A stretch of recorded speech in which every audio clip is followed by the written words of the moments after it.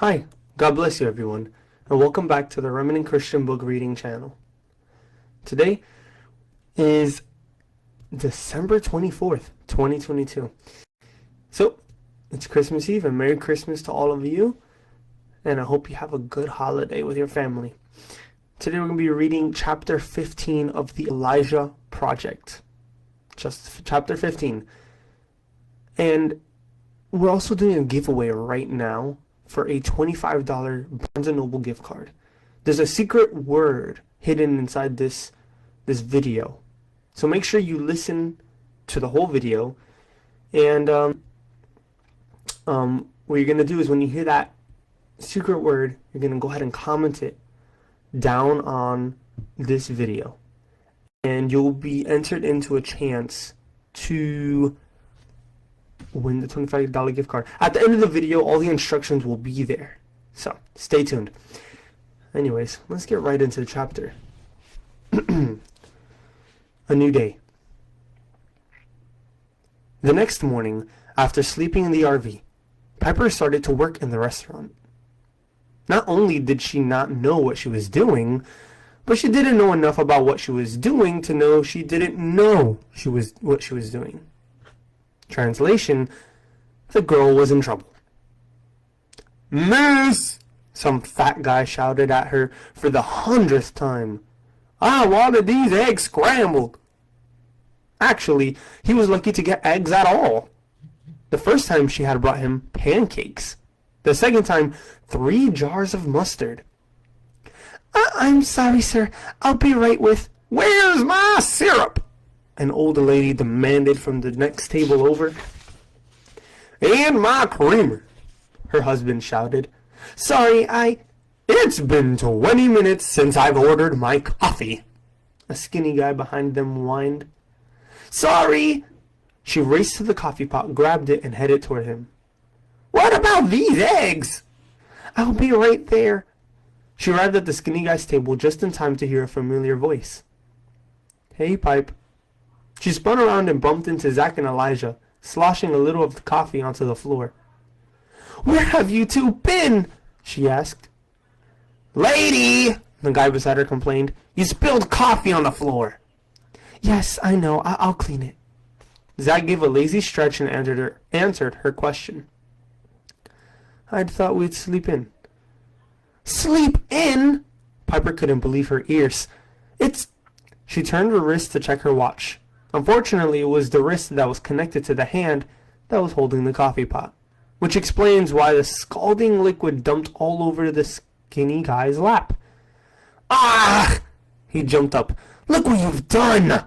Look what you've done!" He turned and raced for the restroom. "Sorry!" Piper called after him. "Where's my syrup?" the old lady shouted. "Listen," Zach said. "I see you're kind of busy. I'm just gonna leave Elijah here and go visit Ashley." "Zach!" Piper demanded. "Where's my creamer?"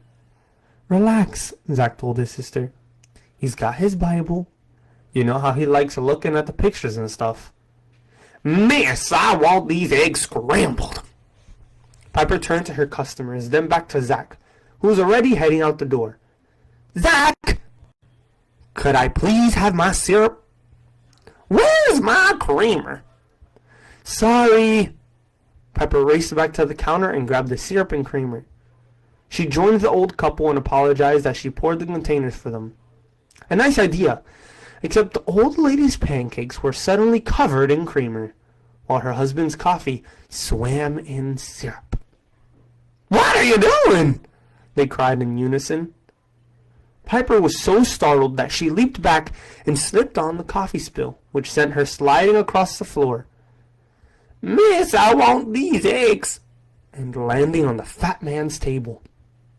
Her elbows jabbed in his plate, squirting the yolks from his eggs onto his shirt while she dumped the rest of the creamer and syrup on him. "My shirt!" he screamed. "Look at my shirt!" Piper could only stare at his shirt in horror, while at the same time thinking, well, at least your eggs are scrambled. On her best days, Monica Spector was not a happy camper. On her worst days, she was a major terror. And on her worst days without sleep? Don't ask. Let's just say she wouldn't be winning any Miss Congeniality contests. I'm sorry, I don't know how to say that word. No one's sure what made her so ill-tempered. Some say it was growing up as the only girl with 6 brothers. In most families, that would make her a little princess. The sweet, darling girl everyone loved and treated with gentle tenderness. In Monica's family, that meant she was the human guinea pig. If her brothers wanted to know what would happen if you shoved 100 firecrackers into the soles of somebody's tennis shoes and lit them, Monica would be the one to find out. If they wanted to know if an umbrella really worked as a parachute when you jumped off the roof, Monica would provide the answer. And if they wanted to know what would happen if you stuffed a little girl into an inner tube and rolled her off a 2,000-foot cliff, well, you probably get the picture. By the time Monica was 7, she learned how to protect herself from any bully. By the time she was 13, the bullies learned how to run for their lives and protect themselves from her. It's not that she was mean. She was just, well, alright, she was mean. Real mean. At the moment, she was proving that meanness by screaming at Silas, their driver. "Turn back! We've missed them! Turn back!" What makes you so sure? Silas said. It had been a while since he'd gotten any sleep, and he'd been busy just trying to keep his eyes open. The brats were supposed to be rescuing their parents in the mountains. Right? So, look around you. Silas opened his eyes wider. He'd been so tired, he hadn't paid much attention to anything the past several hours. What do you see? Monica demanded. I know, Bruno cried eagerly from the back. Yes, Monica sighed wearily. What does Bruno the Brainless see? Sand! Bruno shouted triumphantly. Miles and miles of sand! Very good. And where do we find miles and miles of sand? Come on, Bruno. Think. I know it's a new concept, but give it a try. I've got it! Yes? A litter box for giant kitties? Monica dropped her head and covered her eyes. We're in the desert, Silas said. We passed over the mountains, and now we're in the desert. And what do you suggest we do now? Monica asked. Oh, buy sunscreen! Bruno exclaimed. Monica gave a quiet groan, but Silas knew exactly what to do. Before Monica could blow a major blood vessel, he brought the van to a stop, turned around, and headed back up into the mountains. Well, if you guys have been watching, I'm going to give the next secret word for the giveaway. So this giveaway's secret word, or for this video, the secret giveaway word is Emmanuel. Very simple, Emmanuel. Go ahead and write it in the comments, and you'll see. You'll be entered in for a chance to win a $25 Barnes & Noble gift card. It's amazing. Let's continue with the book. Zach leaned against the back wall with Ashley. The room was dark except for the single candle that lit a table where 3 teen boys sat. They were dressed pretty much the same as Ashley, all black with plenty of tattoos and body piercings. Earlier, Ashley had introduced Zach to them. The skinniest one they called X-Ray. The short one was Stump. And the big one with red hair was called, what else? Big Red. They seemed nice enough, but unlike Ashley, they were way too cool to smile. They had set up a board game, something called an Ouija board. He had just started to play. What's it supposed to do? Zach asked. It helps them contact the dead, Ashley whispered. A chill crept over Zach's body. The dead? Pretty cool, huh? Zach swallowed but did not answer. What's wrong? It's just that, well, doesn't the Bible say not to mess with that stuff? Does it? Ashley asked. Zach tried to nod, but he wasn't sure he pulled it off. Ashley moved closer and whispered into his ear. Why you suppose it says that?